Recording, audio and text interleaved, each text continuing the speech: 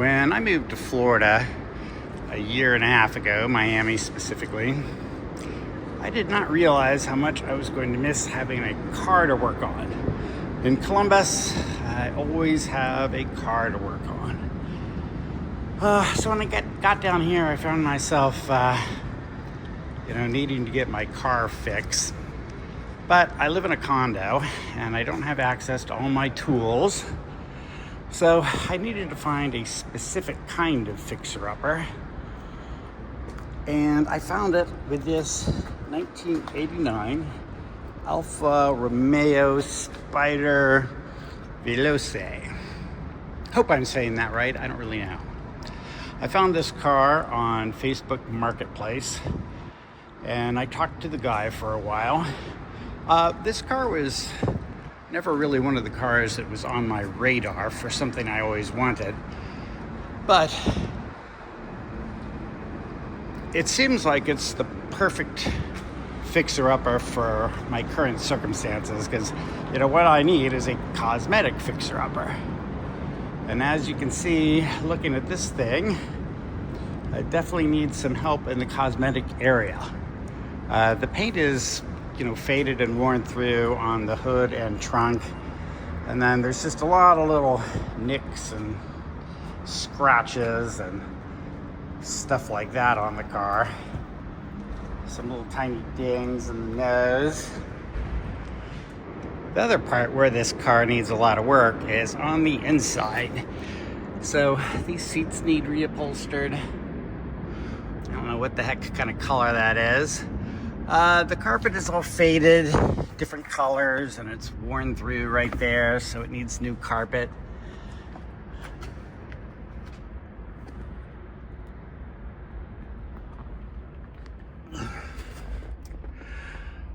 This shift boot is messed up. The door panels are kind of warped. This glove box is really warped. I don't know what to do about that. That's kind of crazy.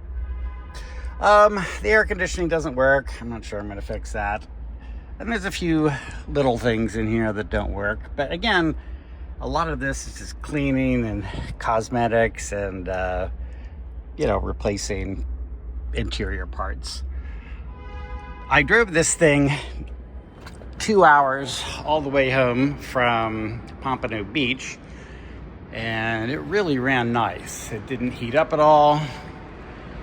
And there were just no issues at all. So I'm hoping this really is a cosmetic fixer-upper, something I can do just in my spare time in the parking garage, and I think it will be. The first little problem I need to tackle is this door lock. Since I have to keep it in a parking garage and I'm in Miami, I really need to be able to lock the doors. But that little dust door on the lock, that is supposed to move back when you push your key in, and it's not moving back. So today, I'm gonna see if I can get that loosened up, dislodged. The first thing I'm gonna try is just gently tapping it with a small hammer, just to see if I can vibrate the gunk loose. So it's just very gentle tapping.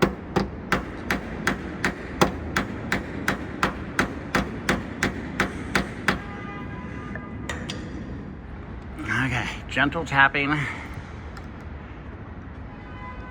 Gentle tapping has not worked yet. So the next thing I'm gonna try is this graphite lubricant. If you're a fix-it guy, your natural inclination is probably going to be to start with WD-40.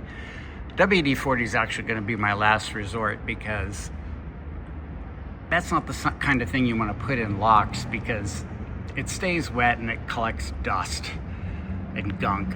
So I want to try and do this without WD-40. So now we're trying graphite.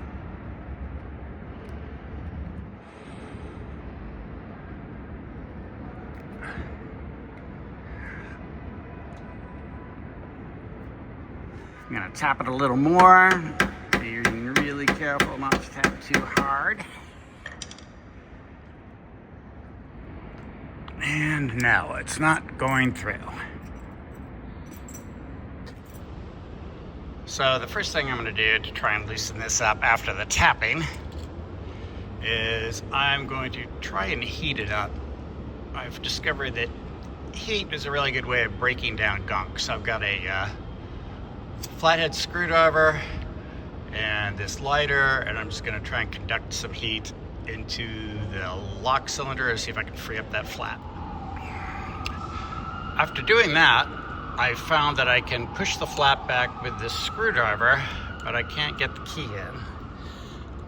So what I'm going to do is, this is the graphite powder, graphite lubricant, and I am just going to keep using the screwdriver to push that little flap and get more of that graphite inside the lock to hopefully free up the door. Okay, so now I have it to the point where the key will go in and it turns, but it's not real smooth coming in and out. So what I am going to do is put graphite on the key